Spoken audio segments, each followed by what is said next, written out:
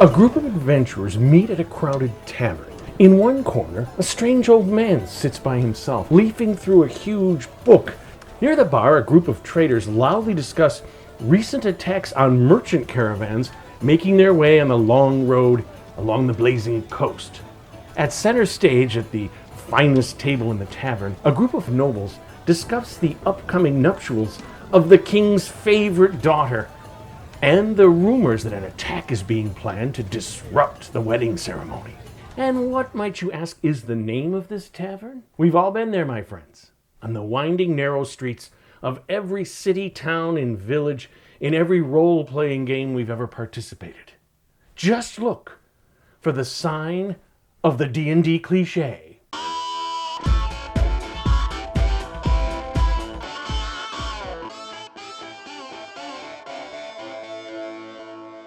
Hello again, folks. KR King here, helping you homebrew your own D&D campaign. So this is the first in a series of videos I'm planning on talking about D&D clichés, and specifically, to some extent, to defend those clichés. So today I'm going to talk about what is possibly the #1 classic cliché of every D&D world, the tavern. And it's important at the outset to define the notion of cliché that I'm talking about, which basically refers to a trope or image or phrase that is considered overused and hence, hackneyed. It was a dark and stormy night is not the way to open your story. She was as angry as a hornet. Maybe you could think of a more original simile. And the cliched character types, the wise-cracking street urchin, the busybody old lady, or the scheming servant. In all of these instances, the problem is we've seen them all a million times. So when you present a situation or personage in your D&D campaign that the players feel like they've seen a million times before, they will consider it boring, an unoriginal, a cliche, and even worse, they might try to metagame it. But what's important to remember is you will have nights in your world that are stormy. You'll have an NPC who is very angry. You will have a street urchin, an old lady. You'll have a servant. They themselves are not the cliches. They're part of the natural order of things. It's how you present them that will differentiate them from the usual and the boring and make them interesting. Because here's the thing, taverns do exist in the world, and they're a prime meeting place in cities, towns, villages, even remote crossroads. Because a tavern, by definition, is a public gathering place that features, food and drink, along with conversation, gossip, news, music, dancing, whatever. And travelers gather there because, before there was public transportation or street lighting or whatever, traveling at night could be dangerous. You needed to stop at an inn. The other thing is, if you have a tavern where strangers are not uncommon, it's a great place to meet up without being noticed.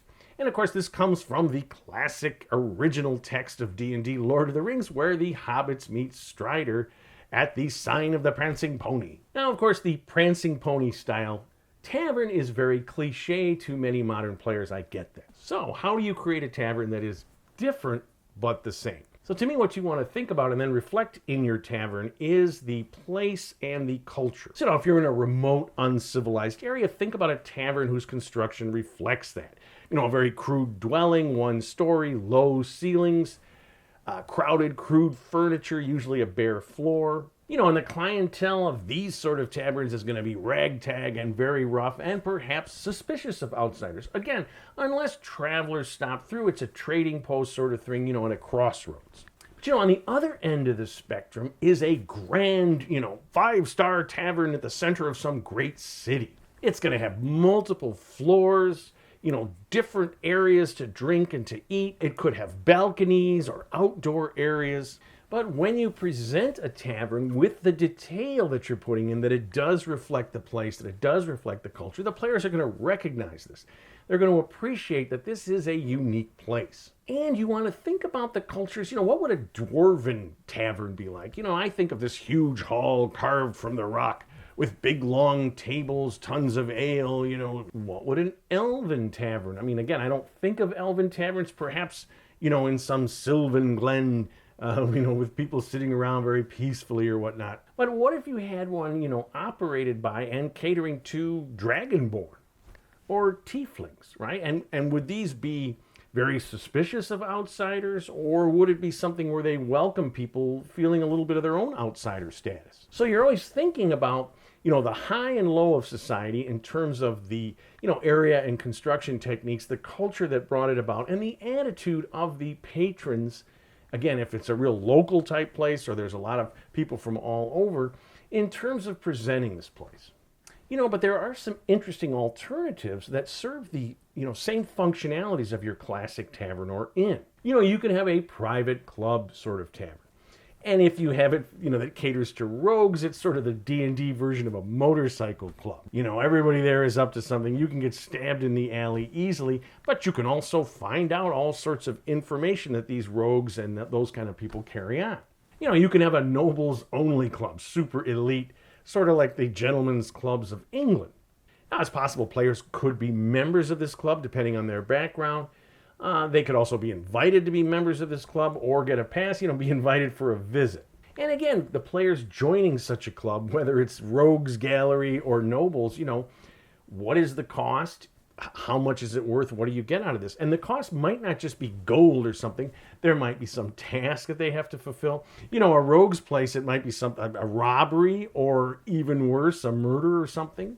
A gentleman's club you could have to spy, go to some court in another city and act as a diplomat and do a spy mission or whatever, prove yourself to these nobles that you're able to handle this high-level task. And the thing about once you're the member of a club, you get perks.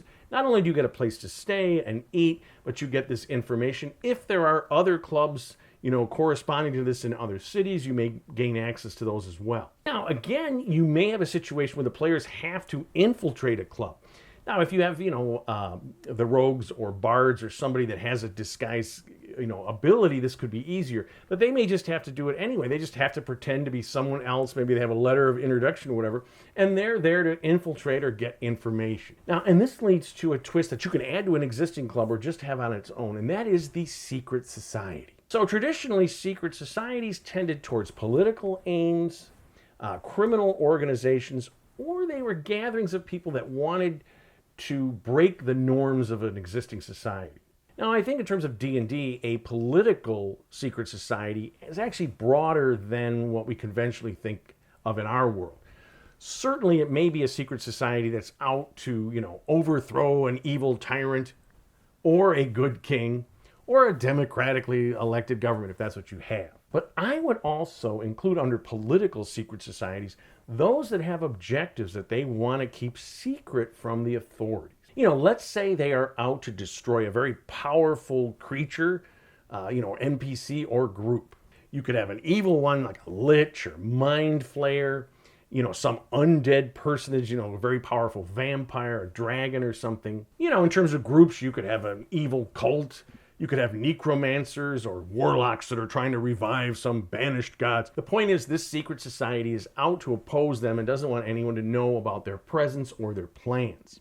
So another classic secret society is the criminal organization, which, as I said, can often run itself out of a legitimate club or just a tavern or some location. So in the real world, we think of criminal organizations as pretty much operating to gain money, which certainly is the case in D&D, but you can expand this to magic items, magic powers. You can expand this to currying favor with some powerful NPC, creature, or even god. Now, depending on the sort of campaign that you're running, you could have players be part of a criminal organization. They could be operating as criminals. They may want to infiltrate a criminal organization to put it out of business, or they can even cooperate with that criminal organization if they have shared interests. And I use that shared interest thing because if you think about D&D, it has a rogue class, right?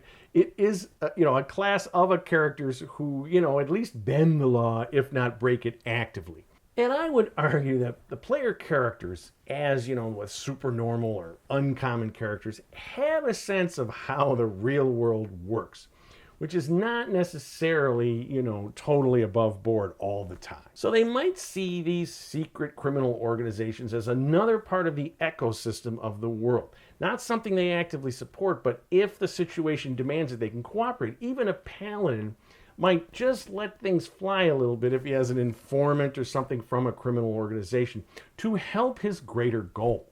Again, you may say, no, a paladin would never associate with any criminal types, whatever, and that's fine.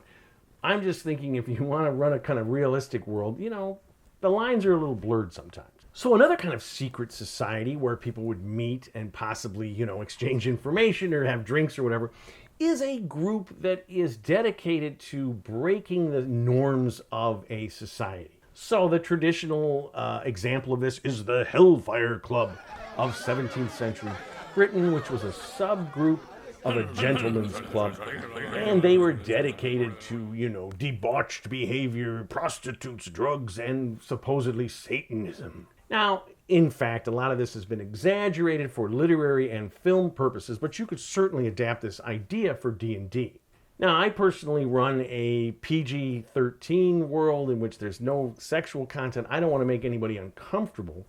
But you can certainly have a secret society that's, doing intoxicants or, obviously worshiping gods they're not supposed to. And the trope of the noble that's bored with everything. He's got all the finest foods and doesn't taste good. He's heard every joke, it's not funny. And they begin to explore the edges of accepted behavior. The other thing is you always have issues around religion and social class and political realities that cause people to want to meet together in secret societies. Historically, you always had secret meeting places where people did drugs, whether it was opium, marijuana, absinthe, whatever. And you can think of your own because in a D&D setting, these sort of intoxicants can lead to mystical, experiences, connections with gods, something that has been forbidden by the authorities because they recognize the powers. But you also had secret societies and meeting places where people could discuss, banned literature or ideas. They could listen to banned music.